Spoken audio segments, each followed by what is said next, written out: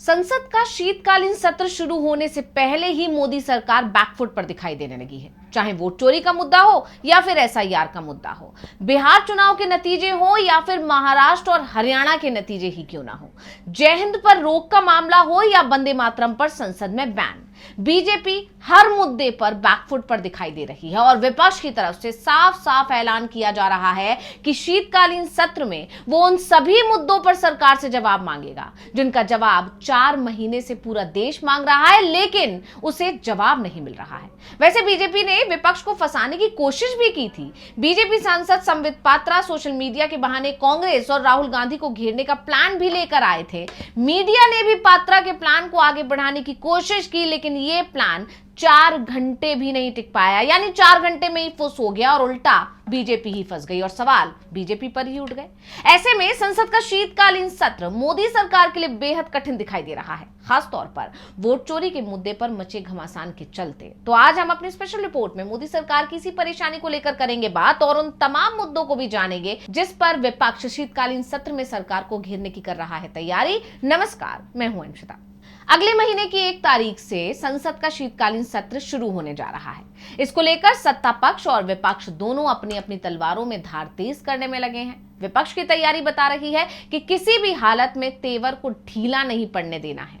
India गठबंधन के सभी दल, चाहे वो कांग्रेस हो, सपा हो या फिर टीएमसी हो या फिर दूसरे दल हो, वो सभी वंदे मातरम, चंडीगढ़ से लेकर एसआईआर पर एनडीए सरकार को चौतरफा घेरने की तैयारी कर रहे हैं। तृणमूल कांग्रेस, डीएमके और समाजवादी पार्टी ने देश के कई राज्यों में चलाए जा रहे मतदाता सूचियों के विशेष गहन पुनरीक्षण अभियान यानी कि एसआईआर को लेकर तीखा विरोध करने का फैसला कर लिया है। बता दें कि 1 दिसंबर से 19 दिसंबर 2025 तक ये सत्र चलने वाला है और सत्र में कुल 15 बैठकें होंगी। ये सत्र छोटा है, जिस पर भी विपक्ष ने केंद्र सरकार को घेरा और कहा कि संसद को कमजोर करने की कोशिश की जा रही है मोदी सरकार की तरफ से। यहां तक कि कांग्रेस सांसद और लोकसभा में विपक्ष के नेता राहुल गांधी ने तो यह भी कह दिया कि सरकार जानबूझकर सत्र को छोटा रख रही है, जिससे विपक्ष के सवालों से बचा जा सके। लेकिन विपक्ष का कहना है कि सरकार कितनी भी कोशिश कर ले, सरकार को घेरने की पूरी प्लानिंग हमने कर ली है। इसी को लेकर केंद्र सरकार की तरफ से 30 नवंबर की सुबह जहां सर्वदलीय बैठक बुलाई जा रही है, तो उसी शाम को यानी कि 30 नवंबर की शाम को ही 5 बजे कांग्रेस ने पार्लियामेंट्री स्ट्रेटेजी ग्रुप की बैठक करने का प्लान बनाया है। इस बैठक को लेकर कहा जा रहा है कि यह बैठक सोनिया गांधी के सरकारी आवास 10 जनपथ पर होगी। इस बैठक में कांग्रेस विंटर सेशन के लिए यानी शीतकालीन सत्र के लिए स्ट्रेटेजी बनाने पर विचार विमर्श करेगी। दोनों सदनों में विपक्ष का नेतृत्व कर रही कांग्रेस इस सत्र में सरकार को घेरने के लिए कई मुद्दों को उठा सकती है। बताया जा रहा है कि ऑपरेशन सिंदूर के दौरान भारत और पाकिस्तान के बीच युद्ध विराम की मध्यस्थता और चीन के साथ व्यापार समझौते और मुद्दों पर अमेरिकी राष्ट्रपति डोनाल्ड ट्रंप के जो बार बार दिए गए बयान हैं, उस पर चर्चा की मांग कांग्रेस एक बार फिर से करेगी। आपको याद होगा, इससे पहले मानसून सत्र के दौरान भी कांग्रेस ने ट्रंप के बयानों पर जवाब मांगा था पीएम मोदी से और पीएम मोदी जवाब नहीं दे पाए थे।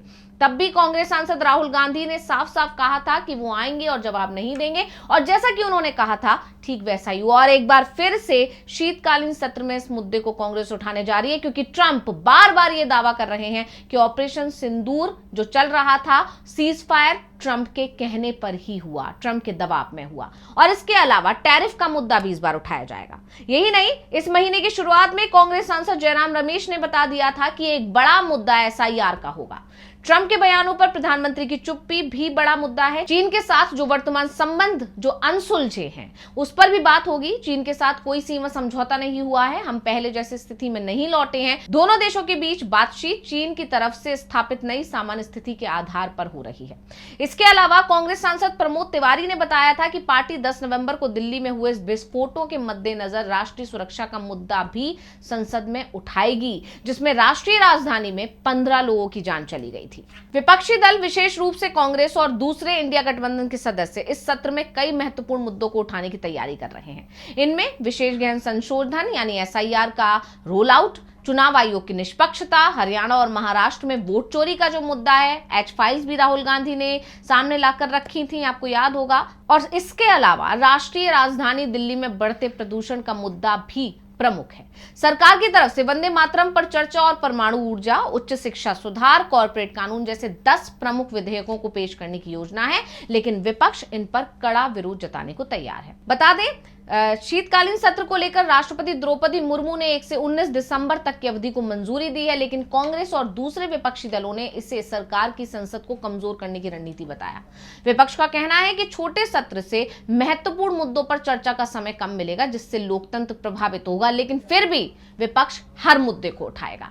विपक्ष की कई बैठकें और रणनीति पहले से ही शुरू हो चुकी है। इंडिया गठबंधन के नेता सत्र से पहले दिल्ली में मिले और मुद्दों की सूची तैयार की गई है और इसमें SIR प्रमुख है, जिसे विपक्ष मतदाता सूची में हेरफेर का माध्यम मानता है। हालांकि चुनाव आयोग को लेकर विपक्ष पहले भी सवाल उठा चुका है, तब भी केंद्र सरकार की तरफ से इस पर कोई सुनवाई नहीं हुई थी। इसीलिए विपक्ष इस मुद्दे को छोड़ने के लिए तैयार नहीं है और संसद से लेकर सड़क तक इस मुद्दे को उठाएगा। आपको बता दें, 14 दिसंबर को विपक्ष ने चुनाव आयोग के खिलाफ एक बड़े प्रदर्शन की तैयारी रामलीला मैदान में अलग से कर रखी है। यानी चुनाव आयोग को घेरने की तैयारी संसद से लेकर सड़क तक हो रही है और ऐसे में इस मुद्दे को इस बार केंद्र सरकार नजरअंदाज नहीं कर पाएगी। विपक्ष की रणनीति यही है। विपक्ष का आरोप है कि SIR के जरिए भाजपा चुनावी फायदे के लिए मतदाताओं को हटा रही है। हरियाणा और महाराष्ट्र विधानसभा चुनावों में कथित वोट चोरी के मुद्दे पर भी विपक्ष सरकार को घेरने की योजना बना रहा है। इसके अलावा चुनाव आयोग की निष्पक्षता पर सवाल उठाए जाएंगे, जहां विपक्ष का दावा है कि आयोग सरकार के इशारे पर काम कर रहा है। अन्य मुद्दों में आर्थिक असमानता, बेरोजगारी और किसानों की समस्याएं भी शामिल हैं, यानी इन पर भी विपक्ष बात करेगा। विपक्ष ने कहा है कि सत्र में इन पर बहस के लिए समय मांगा जाएगा, लेकिन सरकार की प्राथमिकता विधेयकों पर है, जैसे परमाणु ऊर्जा क्षेत्र को निजी खिलाड़ियों के लिए खोलने वाला विधेयक, जिस पर विपक्ष सुरक्षा और पर्यावरण चिंताओं को उठाएगा। वंदे मातरम पर चर्चा का प्रस्ताव भी विवादास्पद है, जहां सरकार इसे राष्ट्रीय गीत के रूप में स्थापित करने की बात कर रही है, लेकिन विपक्ष इसे धार्मिक ध्रुवीकरण का हथियार मानता है। और इस मुद्दे को लेकर जब ममता बनर्जी से सवाल किया गया था तो क्या कुछ कहा था उन्होंने, सुनिए। राज्यसभा के बुलेटिन में ये चीज कल बोला गया है कि तब आप सोचो देश में क्या चल रहा है कि जय हिंद और वंदे मातरम जैसे शब्द भीतर नहीं बोलने चाहिए। क्यों नहीं बोलेगा? हमारा पब्लिक का जो रिप्रेजेंटेशन होता है उसमें जय हिंद वंदे मातरम नेशनल सॉन्ग है, तो क्यों नहीं बोलेंगे? हम जय बांग्ला बांग्ला में बोलते हैं, वंदे मातरम कहते हैं, ये हमारा आजादी का स्लोगन है, नेशनल सॉन्ग है। और जय हिंद नेताजी का नारा है, जो नारा लेके हम लोगों ने लड़ा है, अभी भी हमारे देश का नारा है। इसको जो टकराएगा चूर चूर हो जाएगा।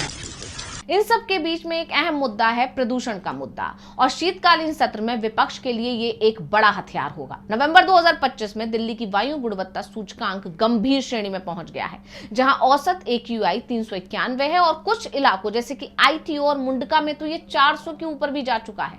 संयुक्त राष्ट्र पर्यावरण कार्यक्रम ने चेतावनी दी है कि भारत का शीतकालीन वायु प्रदूषण आपदा स्तर के करीब पहुंच रहा है। पिछले 10 सालों में कोई प्रमुख भारतीय शहर सुरक्षित वायु गुणवत्ता हासिल नहीं कर सका और दिल्ली सबसे खराब रही है। सामाजिक स्तर पर दिल्ली वासी प्रदूषण के खिलाफ विरोध प्रदर्शन कर रहे हैं। 9 नवंबर को इंडिया गेट पर साइलेंट प्रोटेस्ट हुआ, जहां सैकड़ों लोगों ने साफ हवा का अधिकार की मांग की। ऐसे में विपक्ष प्रदूषण को जलवायु परिवर्तन से जोड़कर अंतर्राष्ट्रीय स्तर पर भारत की छवि पर सवाल उठाएगा। पंजाब, हरियाणा और उत्तर प्रदेश में फसल जलाने से दिल्ली का 30% प्रदूषण आता है। विपक्ष क्लाउड सीडिंग जैसे प्रयोगों की असफलता पर भी सवाल उठाएगा इस बार के शीतकालीन सत्र में। अब अगर विपक्ष इन सब मुद्दों को उठाता है, सफल रहता है, तो ये 2026 के चुनावों में मुद्दा बन सकता है। प्रदूषण जैसे मुद्दे जनता को सीधे प्रभावित करते हैं, इसलिए विपक्ष इसे भावनात्मक रूप से इस्तेमाल करेगा। साथ ही विपक्ष की आवाज लोकतंत्र को मजबूत करेगी। शीतकालीन सत्र विपक्ष के लिए सरकार को घेरने का एक अच्छा मौका है, जहां SIR, चुनावी अनियमितताएं और दिल्ली प्रदूषण प्रमुख मुद्दे होंगे। विपक्ष की तैयारी से सत्र उथल पुथल भरा हो सकता है, ये साफ दिखाई दे रहा है। यानी विपक्ष की आवाज को दबाने की कोशिश सरकार की तरफ से जरूर की जा रही थी, लेकिन विपक्ष ने एक मजबूत रणनीति बनाई है, जिससे मोदी सरकार पहले से ही घिरी हुई दिखाई दे रही है। तो स्पेशल रिपोर्ट आपको कैसी लगी हमें कमेंट करके अपनी राय जरूर दीजिएगा। इसी के साथ मुझे दीजिए इजाजत। देखते रहिए DV लाइव। नमस्कार।